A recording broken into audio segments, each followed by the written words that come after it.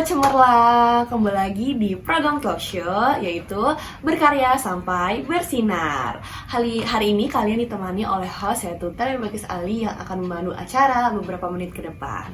Nah, sebelum lanjut, kali ini kita akan membahas tentang kisah inspiratif mahasiswa yang berkuliah sambil mengikuti organisasi di luar kuliah.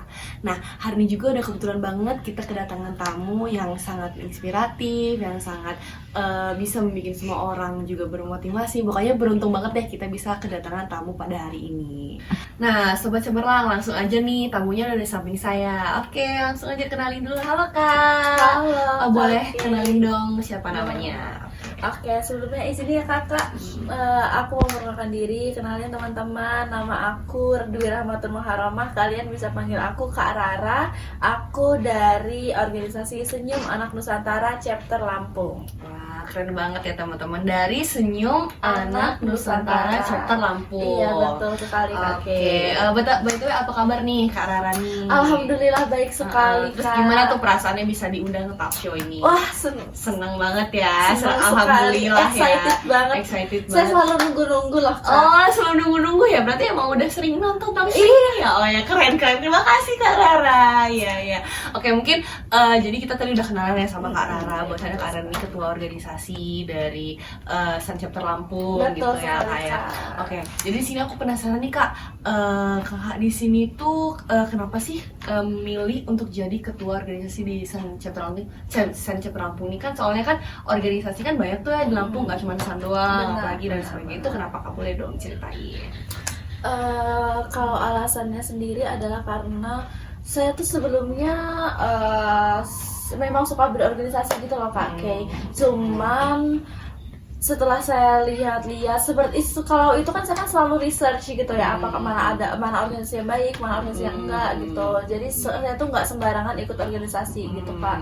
Dan setelah saya cari tahu lebih dalam dengan tentang Sun ini, ternyata saya tuh cocok gitu. Ini memang sesuai dengan passion saya, memang sesuai dengan minat dan bakat saya, sesuai dengan visi misi hidup saya gitu. Jadi itulah kenapa saya masuk ke Senyum Anak Nusantara dan produktif sebagai anggota Kak pada awalnya.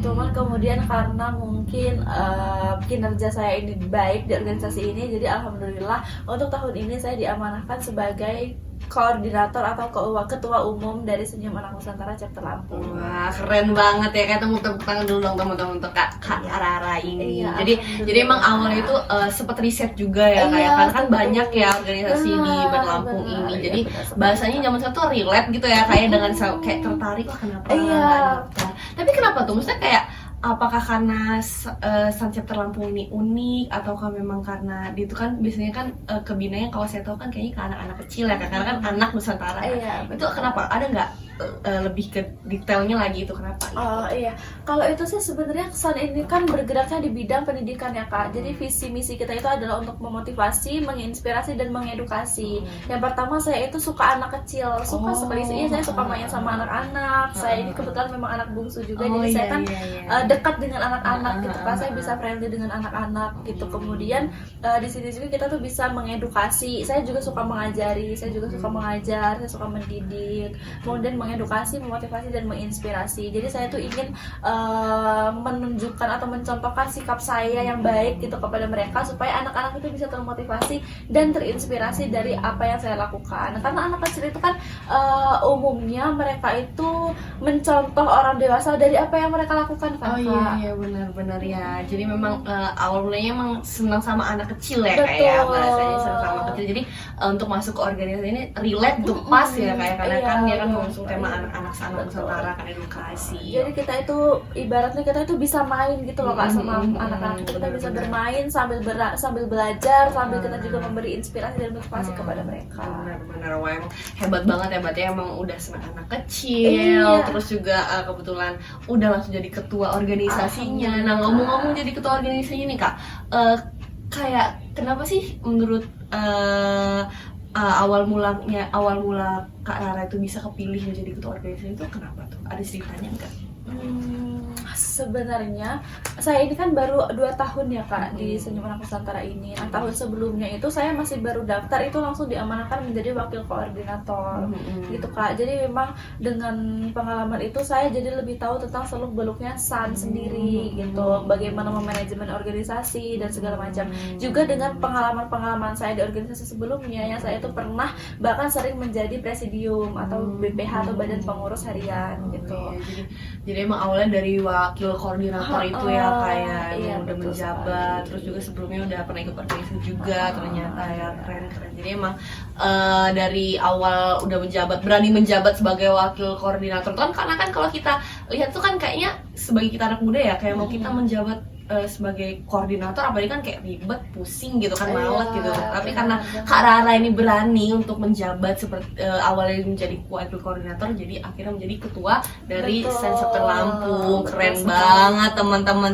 Nah, pasti kan kalau di setiap perjalanan gitu pasti kan ada ya Kak rintangannya, apalagi kan Kakak sekarang menjadi ketua kan. Nah, ada nggak sih Kak rintangannya menjadi ketua SAN Chapter Lampung ini? Boleh dong diceritain juga. Ada banyak sekali Kak rintangannya sendiri. Itu contohnya salah satunya adalah untuk memanajemen waktu ya Kak. Terus juga dari saya ini kan sambil kuliah, apalagi saya mahasiswa semester akhir gitu Kak. Jadi kadang kuliah itu sudah capek gitu, mengurus hal-hal yang ada di perkuliahan, di akademik itu kan sudah lelah. Terus ditambah kita tuh masih ada tanggung jawab lain yang tidak bisa dan tidak boleh kita tinggalkan gitu. Jadi kita itu harus membagi energi untuk akademik dan juga untuk SAN ini. Tidak ada yang boleh diduakan di antara ini. Benar. Jadi sama-sama prioritas betul ya kayak sekali. dua-duanya ya.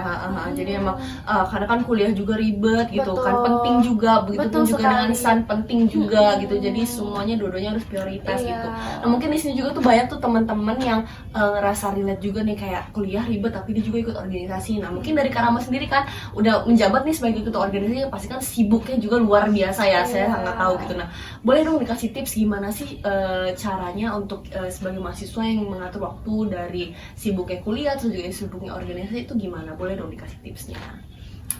Kalau di SAN ini sendiri kita itu mengadakan kegiatan di akhir pekan gitu ya Kak, atau di setiap hari Sabtu atau Minggu gitu. Jadi kan kita sudah tidak ada kegiatan akademik di hari itu tentunya ya Kak, karena kita itu kan libur. Paling kalaupun ada adalah cuma kita ngerjain tugas gitu.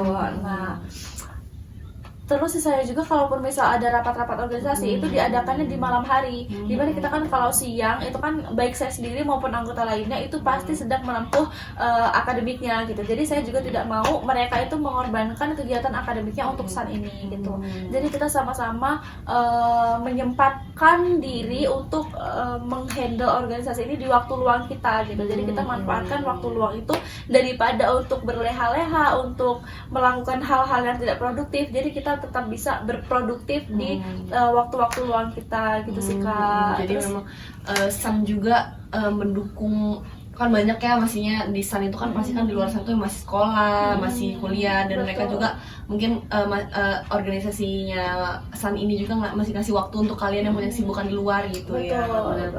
Betul sekali. Iya sih, karena kan nggak mudah ya kayak untuk menjalani semua itu kan, apalagi sambil kuliah, sekolah, terus juga ikut organisasi dan sebagainya.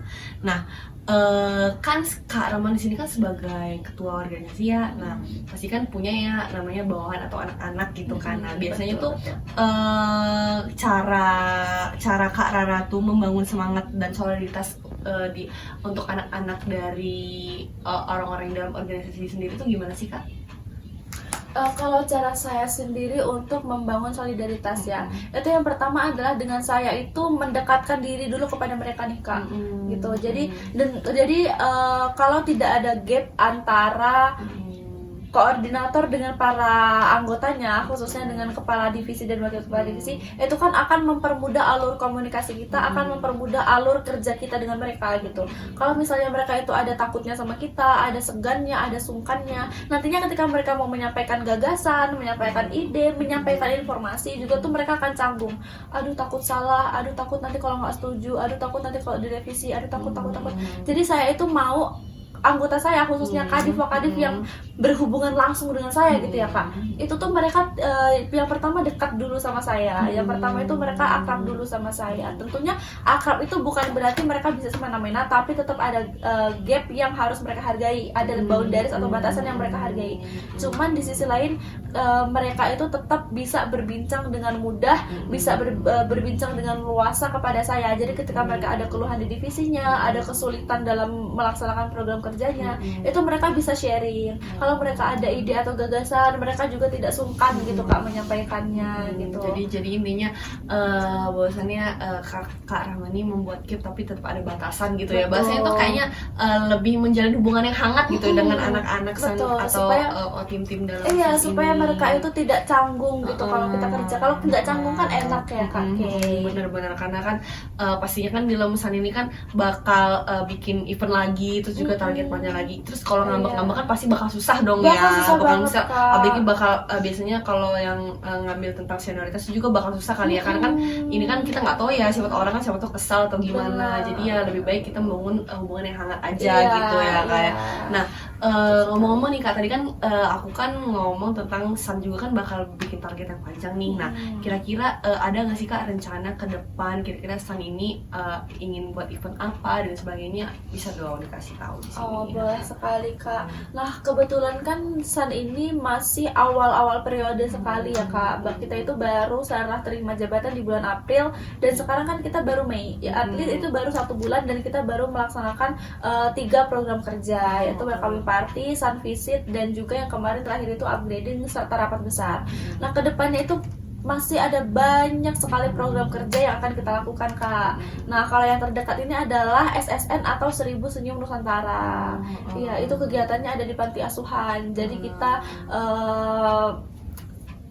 mendekatkan diri kepada anak-anak panti, kita memberikan motivasi dan inspirasi kepada mereka gitu. Jadi yang pokoknya acara apa tadi namanya 1000 Senyum Nusantara. 1000 Senyum Nusantara. Oh, jadi emang acara itu dilakukan per tahun atau baru ini Kak? Per tahun. Oh, per tahun, setiap tahun ya diadakan ya. Keren sih, karena kan emang lagi-lagi kan menganggung nama anak-anak ya, berarti kan anak-anak yang ada di panti asuhan. Benar. Selain itu juga masih ada lagi banyak sekali Kak, masih banyak banget ya, pokoknya sangat menginspiratif ada sangat hari anak berguna. nasional, ada hari anak nasional, ada ekspedisi Merah Putih, kunjungan difabel, ada Sang Juara programnya namanya, ada Sekolah Nusantara, dan lain-lain. Berarti itu memang biasanya dilakukan tiap tahun. Iya. Tapi kalau dari hati kecil mungil Kak Rahma nih, ada nggak sih yang pengen Kak Rahma lakuin kemana gitu? Mungkin ambang-ambang yang Kak Rahma sebagai ketua gitu, mau nggak kemana? Atau kayak ngikutin aja deh yang udah ada per tahun, mungkin tinggal Kak Rahma ngembangin aja atau gimana? Sebenarnya kalau program kerja wajib itu cuma ada 5 ya Kak. Ada welcoming party, Sekolah Nusantara, 1000 Senyum Nusantara, Sekolah Nusantara, ekspedisi Merah Putih. Nah, yang lain itu alhamdulillah kalau dari saya dan teman-teman Kadif itu mengembangkan lagi program kerja yang memang sudah ada gitu Kak.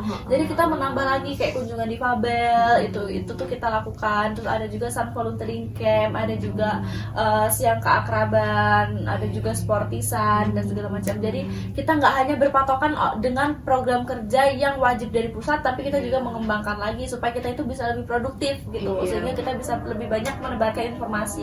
Iya. Oke, terima kasih kepada Kak Rara yang telah menyempatkan waktunya untuk datang ke podcast Berkarya Sampai Bersinar. Wah, terima kasih banyak, sangat menyanjung hati saya di tengah-tengah kesibukan yang Kak Rara bisa datang dan sempat hadir ke podcast ini. Iya, saya juga senang sekali bisa datang ke sini. Terima kasih. Terima kasih kepada Sobat Cemerlang yang telah menonton talk show pada hari ini. Semoga kisah inspiratif pada hari ini bisa membuat inspirasi dan motivasi untuk teman-teman yang menonton di rumah. Terus saksikan talk show Berkarya Sampai Bersinar yang akan ada selanjutnya. Saya sebagai host, saya Bagas Ali, pamit undur diri. Terima kasih. Bye.